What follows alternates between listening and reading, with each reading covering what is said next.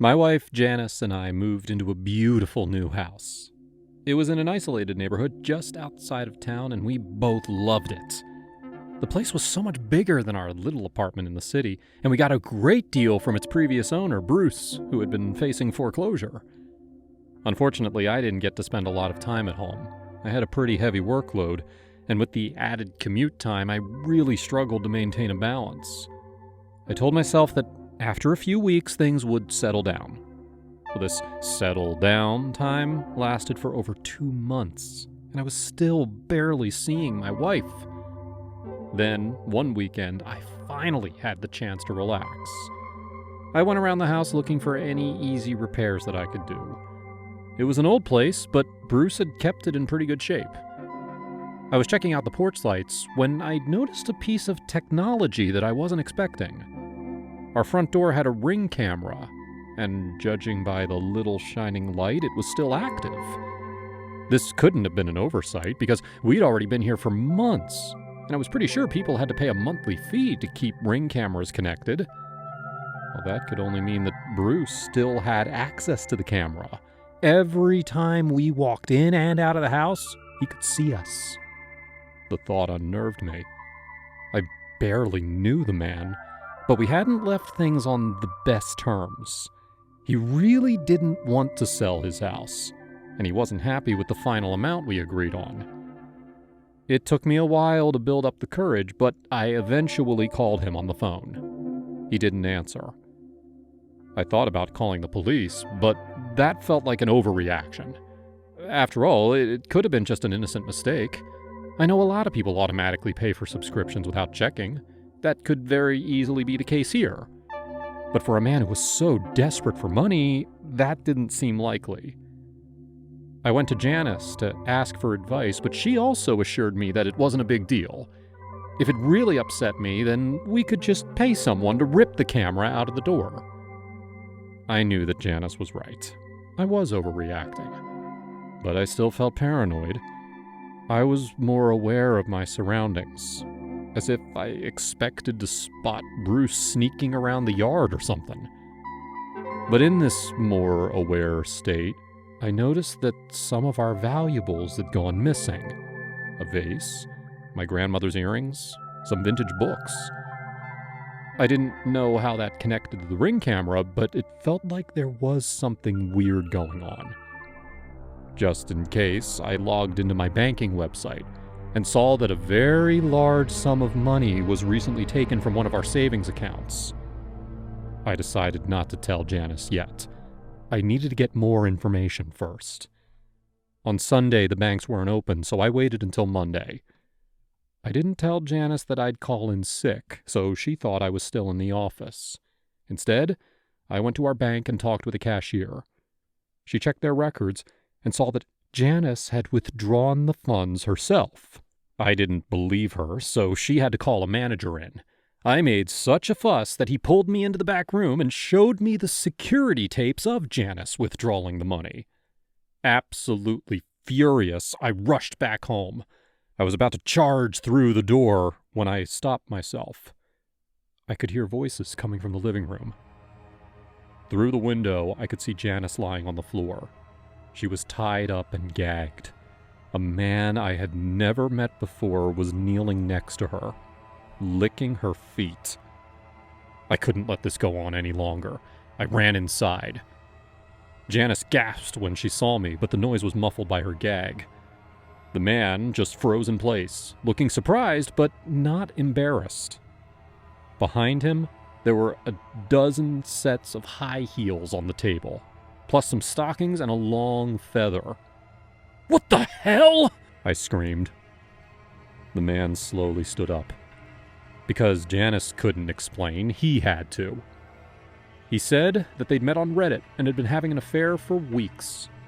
He said that she was tired of being alone all the time, that I'd abandoned her for work, and that I couldn't satisfy her the way he could.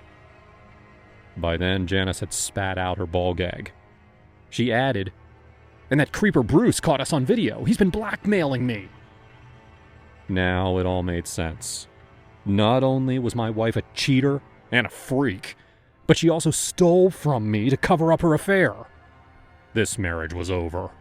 All I had to do was kick them both out of the house and call my lawyer. But no matter what I said, the man refused to leave. I'm a businessman, so I can talk very sternly, but I've never had to use physical violence before. It was clear that no matter what I said, he wasn't afraid of me. After telling him to get out for probably the 5th time, he smiled and walked over to the table. Then he grabbed a stocking and stretched it tight between his hands. He stepped closer. "What are you doing?" "I love her," was all he said. He jumped on me and wrapped the stocking around my neck. I struggled to shake him off me, but he refused to let go. He squeezed tighter and tighter. I couldn't breathe. Janice remained sitting on the ground. At any point, she could have said something to stop her lover, but she didn't. She just watched. Everything was going dark. I didn't have much time left.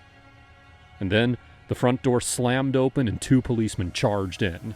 One grabbed the man and cuffed him, while the other helped untie Janice. I gave my statement, making sure to leave in every embarrassing detail. I expected them to take the man away in cuffs, but I didn't expect them to take Janice, too. I watched everyone leave, making sure to thank the cops. Once they were all gone, I noticed one more person standing just outside my porch.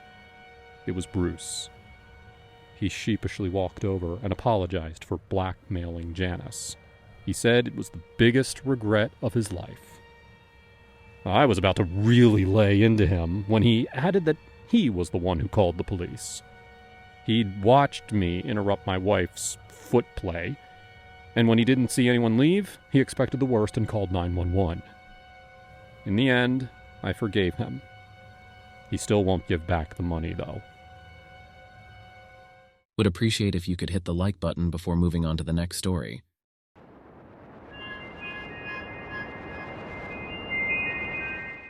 My fiancé Bert and I agreed to host our big family reunion. He invited every relative he had to our humble house for a barbecue. His brother usually hosted the yearly reunion, but this year, Bert volunteered our house. I wish he'd told me beforehand because he knew I'd be the one responsible for everything besides the barbecuing itself. By the time he told me, he'd already sent out all the invitations. I couldn't say no. So on the morning of our big event, we drove to Costco to load up on food and snacks. Bert hated Costco. He hated grocery shopping of any kind, but because Costco was such a long drive away, and because I tended to take my time there, he almost never went with me. He much preferred to stay at home, where he could do all his online work in peace.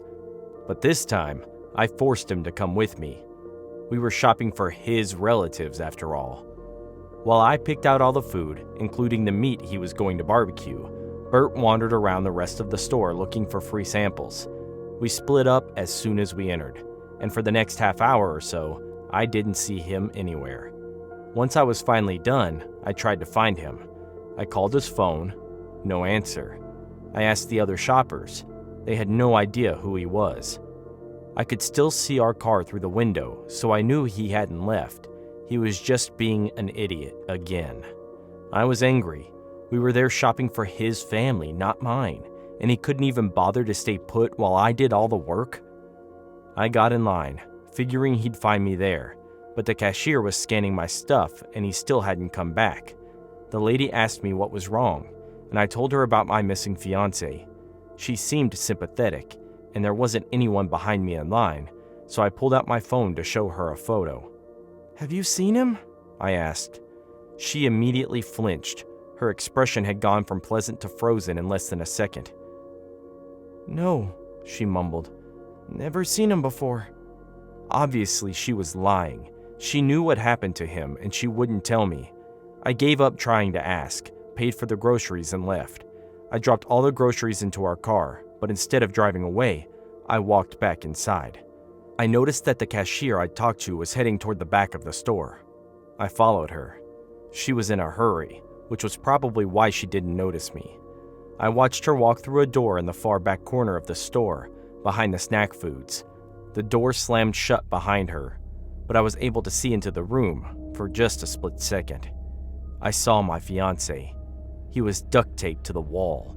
Tape also covered his mouth, but I could still hear him grunting for help.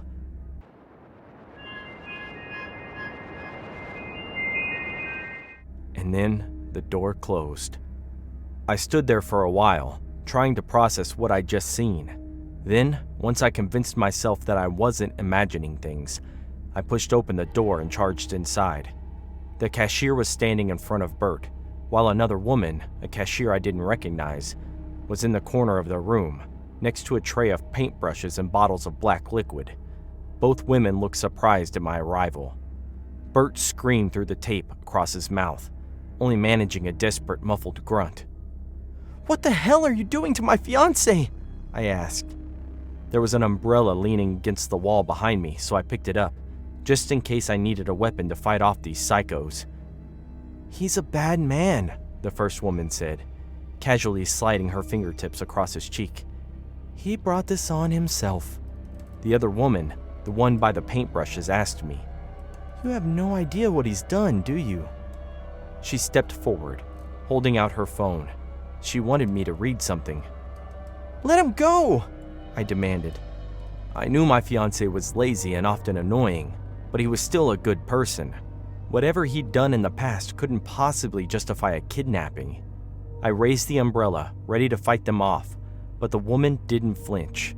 She just kept her phone extended, waiting for my curiosity to force me to look. And she was right. I grabbed the phone from her hand. Bert tried to scream through the duct tape. He didn't want me to see what was on that phone. I won't get into the specifics, but what I saw on her phone were dozens of screenshots of text messages and Facebook comments from Bert. His messages weren't just mean, they were threatening and racist and disgusting. "There's more on my phone," the other woman added. "Would you like to see those too?" I turned toward Bert, who had his head lowered and his eyes closed. "Did you write this?" His expression told me everything I needed to know. All this time, Bert had been an internet troll. He spent hours every night on his computer. I thought he was just doing work, but he was obviously using that time to threaten strangers in the most disgusting way possible. I gave the woman back her phone. I'd seen all I needed to see. "How long has he been messaging you?" She raised 3 fingers. 3 years? I asked. She nodded. The other woman said, "Just 1 year for me. He became obsessed with me while you two were shopping here last Christmas." "Is that true?" I asked Bert. I needed his answer. He nodded, looking both scared and broken. The 2 women waited for me to say something, but I could tell that they meant me no harm. All they cared about was teaching Bert a lesson. And who was I to stop them? "Carry on," I said. "Bert, come out to the car when you're done." And with that, I left them there and waited in the parking lot. 20 minutes later, he limped out of the store and joined me at the car. There were fiery burn marks across his face and arms. Whatever black liquid that had painted across his skin must have been corrosive or acidic. He looked like he was in terrible pain. He had enough strength to climb into the car and mumble one word: "Hospital." So I drove him straight to the hospital and dropped him off. He wanted me to wait for him there, but I still had all our groceries in the car, and his family was supposed to come over soon. So I left him there, went home, and got everything ready for the party. When his family came, I told them that Bert was recovering from an accident. They didn't ask any follow-up questions. And honestly, without Bert there, I had a surprisingly good time with his family. After a while, I forgot all about him. A week later, Bert was released from the hospital. He still has a few more skin grafts scheduled for next year, though. I asked him if he was going to tell the police what happened, but he refused. He knew that if he pushed the issue, all of his cyberbullying would get exposed, so I guess he'll just have to live with all his scars. Oh, and I called off the engagement.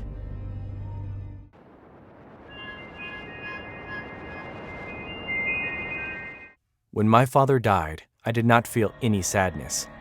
All I felt was a deep sense of relief that all his troubles and his sullenness had now ceased. The hope that he would finally find peace encouraged me. My father was not a bad man or a sick man. He was just a man. Perhaps I misunderstood him, and he was more than that.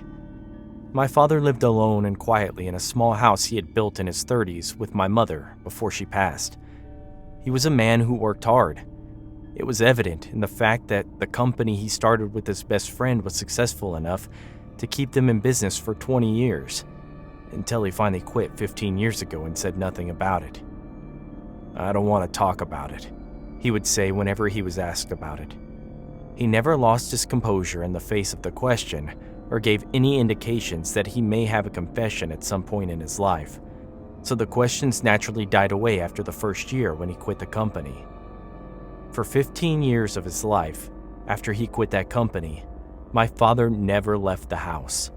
Occasionally, he would be of good cheer and he would have a drink as he would usually do, so nothing seemed amiss with all of it. But I could sense him hollow out every time we met and spoke. His eyes gazed distantly, like he was staring beyond you when he looked at you. When he was alone, or perceived he was alone, he would move his lips sometimes without actually uttering any words. You could see him ponder deeply when his mind would roam to some intangible place where only he could access in his mind. It was in the way that his facial features would alter itself.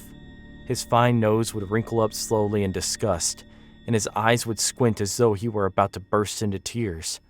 His mouth would quiver, and his cheeks would blush a deep pink. Snapping out of his thoughts, he would suddenly recover himself and continue as though it had not happened. I fear he suffered more than he ever let on in those days. He was a man that lived with the natural stature and humor of his age, but his death had not been unexpected. "Hey, Max, your father is dead." The call had been matter-of-factly, and truly I had not felt sadness. I did not ask what had killed him or how he had been found, but I was told that he had been found dead in his sleep on the couch. The rest of the detail as to who found him was numbed out of my senses by a wearying noise of reconciliation that my father truly was dead. I heard what was being said, but I did not understand it. Perhaps out of empathy, the neighbors noticed and they let me be, leaving for their houses while I was alone to handle the rest of it with the officials. His body was moved to a morgue, and I called everyone from the family to inform them of what had happened as clearly and concisely as I could. It was what he would have wanted me to do, I thought to myself, as I sauntered around the house that he called home for 15 years in those moments following his death. In his room, I found everything in order, just as my father always kept it. His clothes had been neatly stacked in the drawers, and all his books were in neat rows on the shelf. I went through his stuff curiously, but I did not dwell on any of it until I encountered an antique box that I had not seen until that day. It was a combination lock piece, which captivated me even in my grief, and I sought a way to examine what it contained. 1965. I read out the combination lock of his birth year as I slid the numbers on the lock and the box opened up once I had done it. In this box, I found pictures of my father that I had not seen. He was a much different man in those pictures. He had a bright smile on his face. I did not want to stare at it for too long, lest it broke my heart, so I put it away. The box contained letters, postcards, and some paraphernalia from his days as a young man. I inhaled deeply and moved all the stuff he owned from it. The box had to go, I thought to myself, because it looked like it could fetch a good amount of money that would cover a decent part of his funeral cost. I took a few pictures of the box and put it up for sale on eBay. The box sold quickly, just as I expected, and I had enough money for the funeral, which had friends and other family members around. And for the first time in 15 years, I saw his best friend, who told me about my father and how much of a good man he was. In the same breath, he offered to talk to me in private. I obliged him, feeling grateful that he had come anyway.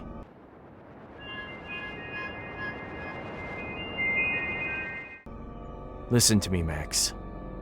There's a box that your father and I share. It must be somewhere in this house, protected by him before he died.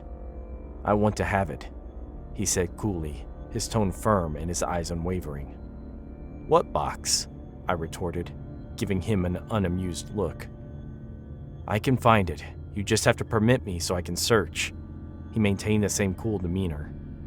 Have some respect. You'll do no such search, I spat back at him, angered by his audacity. You don't understand. If that box gets out of this room, all of my life's work is done and I go to prison. That is not a risk I want to take, he threatened. I did not understand the implications of it, so I insisted that he would not search the house. Matter of fact, I said to him, he had to leave the funeral. In a flash, he pointed a gun at me, and he didn't seem so cool anymore. I felt the blood in my veins clog. Staring into the barrel of his gun had my spirit levitate from my body. I gasped for breath in fear that he perceived that fear in me. I have no qualms putting a bullet through your brain if that is all it will take to get to the box. Now tell me, where is it? He appeared deranged, like a mad scientist. It filled me with so much horror that I started to babble. With one hand, he pushed back the safety of the gun. Without thinking, I lunged at him as a shot went off. Shit! He cussed as he scrambled towards the gun, realizing it was too late to do me any harm as the gunshot had alerted the neighbors and funeral attendees, who would call the cops. Frightened to the point of blindness, I ran with no idea where I was running towards, with my only thought to escape him. When I was in a room in the house, I examined myself to ensure I had not been shot. The police came some moments later, but he was gone with the rest of the funeral attendants. With the box gone, I knew I also had to go as far away as possible from where he could find me.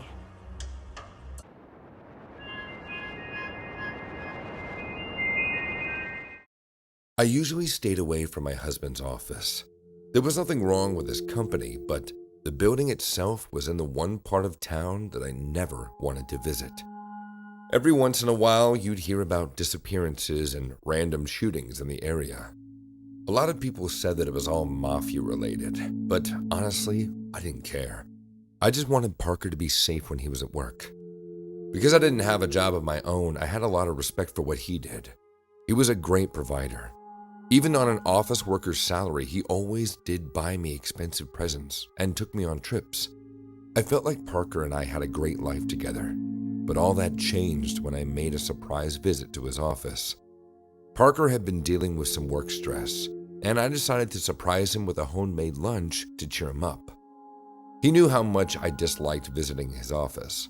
It was something we'd argue about a lot, so I figured a surprise visit would mean a lot to him. Unfortunately, I never actually got inside his building. I was still in the parking lot when I heard screaming and choking noises from the side of the building.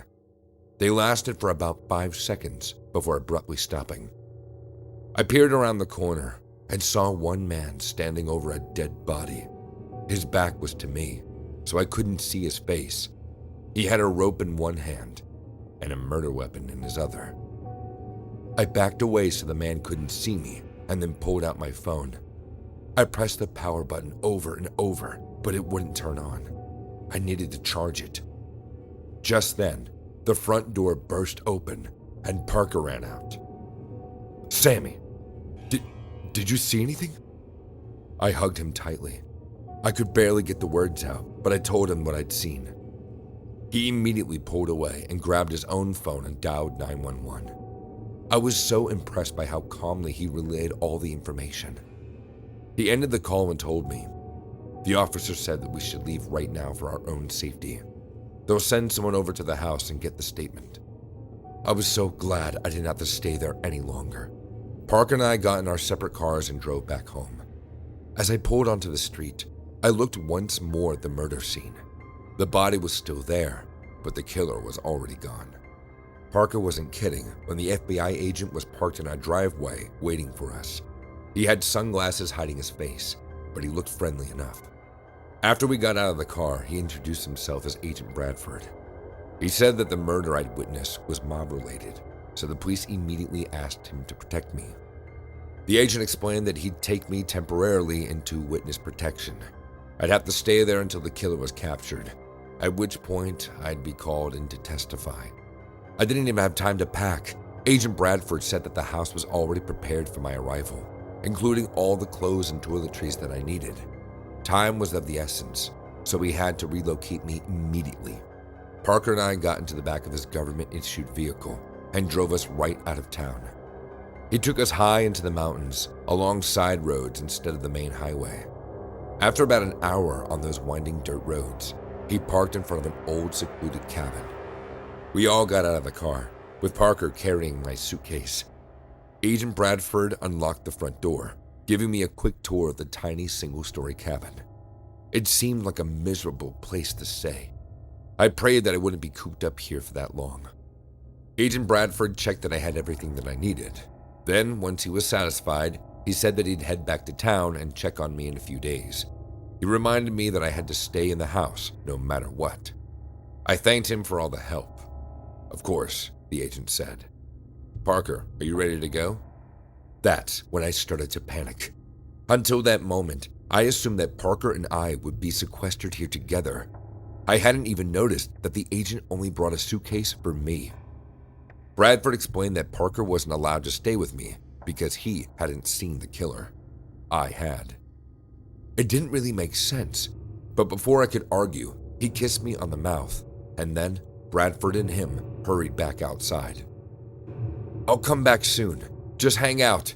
Have a rest," Bradford called to me as he drove away.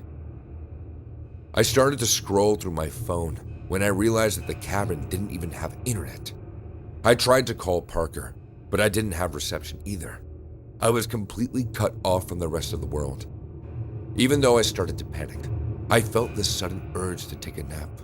It was still mid-afternoon, but I guess all the trauma of the day had drained me of energy.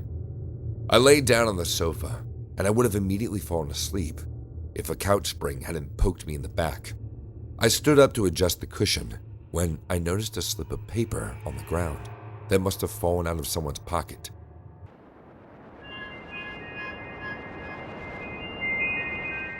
I unfolded it, revealing the blueprints for Parker's office with a red X drawn exactly where the murder happened. The more I stared at the paper, the more I started to panic. Who made this? This must have been left here before the crime occurred, meaning this cabin wasn't really a safe house at all. It was where the killer and his accomplices had planned the murder. Agent Bradford wasn't really an FBI agent. He was duping us. In fact, he had the exact same build as the killer. Maybe they were the same person, and Bradford had intercepted Parker's 911 call or something. Unless I was overreacting. Parker always scolded me for jumping to conclusions. Maybe there was a simple explanation.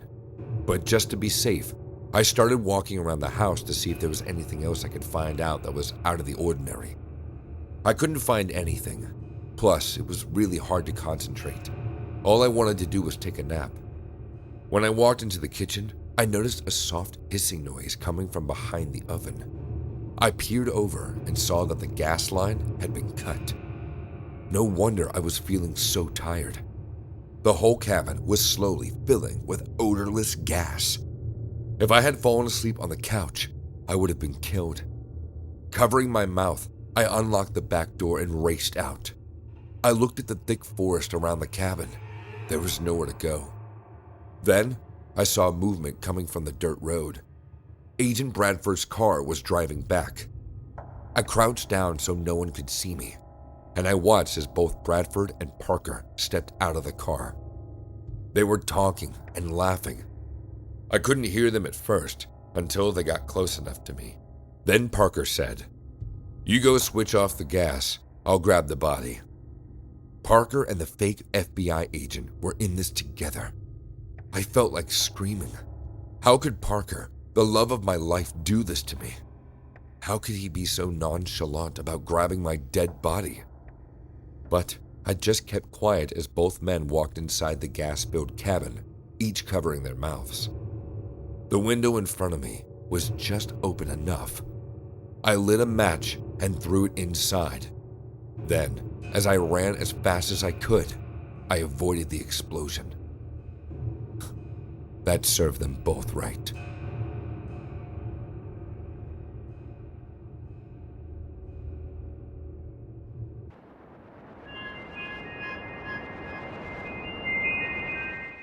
was working abroad in Zanzibar doing a social outreach program with the local government. It was great to live on a tropical island. I really loved it there, even though I was so far away from my home. I always told my family that they had to come visit me. I grew up in Nebraska, and no one else in my family had any interest in traveling. Just me. I'm really the black sheep of the family. As soon as I graduated from college, I was out of the country working all over the world, mostly in East Africa. But as soon as I settled into my new house in Zanzibar, I knew that this would be the one place that I could convince my family to come visit. Last summer, my brothers and my mom finally agreed to come stay with me. My dad had to work, sadly, but he probably wasn't going to come anyway. Honestly, I was surprised that my mom agreed. She'd barely been outside of the States, and she was a very timid, shy woman. I wanted her to visit me and have a good time, but I was worried about her too. There were some dangerous parts to the island, and I didn't know she could handle herself. After they flew in, I picked them up and we took an Uber back from the airport to my house in Stonetown. I took them around to the markets, and I really think they were having a good time. On our first full day there, my brothers were too hungover from the night before to do anything. So I took my mom to one of the nicer beaches on the north of the island while my brother slept in my house. Mom and I didn't have any plans except for hanging out on the beach, swimming, and drinking some pina coladas. We laid out on the beach for a bit, watching the waves. There was a coconut man nearby. He had a big machete and he kept chopping into coconuts and selling them with straws. There were a few other tourists on the beach, and there were also some beach boys. If you don't know, beach boys are the local guys who walk around popular beaches, showing off their extremely chiseled physiques and flirting with older female tourists in an effort to land a sugar mama. They were so obvious about it too. These beach boys would start exercising or doing beach yoga directly in front of the tourists and smile at them periodically, waiting to be invited over. And that's exactly what happened to my mom. I had just gotten into the water to swim for a bit, and when I came back out, I saw one of those guys flexing and working out. I saw my mom smile at him and call him over, and I saw them talk to each other. The man put his hand on her shoulder and probably gave her a compliment about her giant sun hat or something. I knew I had to get over there and stop it, because beach boys like this guy would not take no for an answer. They'd always wait for you to initiate a conversation, but once that happened, they were on you like mosquitoes. I stepped between them. "Hi," I told the beach boy. "I'm Dave." The man just glared at me. He knew that I was getting in the way of his plan. "This is Malik," she said. "We were just talking. Why don't you go get us some mango juice?" The juice stand was on the other side of the beach. Obviously, she wanted me to leave. I'm really bad about arguing with my mother, so I walked off. I hoped that she had some sense when she was with Malik. She was a married woman after all. By the time I got back, I saw Malik giving my mom a back rub. Not cool. I charged over there and asked him to please stop. "Don't ruin my fun," Mom said. "He's really good." I looked directly at Malik. "How much do I need to pay you before you leave?" I asked him in Swahili. "Let us alone," he told me, also in Swahili. Mom didn't know what we were saying, but she could probably hear the tension in our words. "It's okay," she told me. "He's just being friendly." As she said that, I noticed Malik glance at my mom's purse.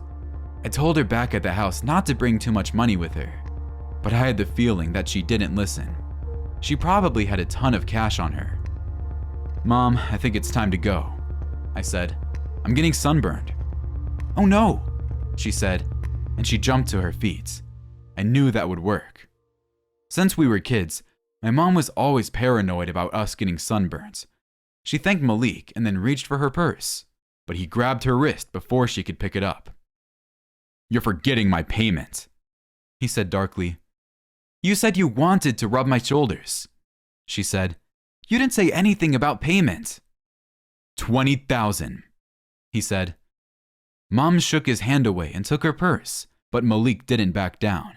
He stood in her way, puffing out his chest and looking as threatening as he could. "It's too late, Mom," I said. "I tried to warn you. Just pay him and we'll leave." She looked at me like I was a total idiot. "No," She screamed and tried to walk away. Malik let her go. I thought that was the end of it, but then he ran over to the coconut man and grabbed his machete. Then he raced after us. I'd never been more scared in my life, not for my own safety, but for my mom's. Malik's eyes showed pure hate. Who knew what he was capable of? "If you don't pay me," he said. He waved the machete through the air. "Just pay him," I shouted at my mom. Okay, she said. She started digging through her purse. Malik waited for the money. He still held the machete really close to my mom's face.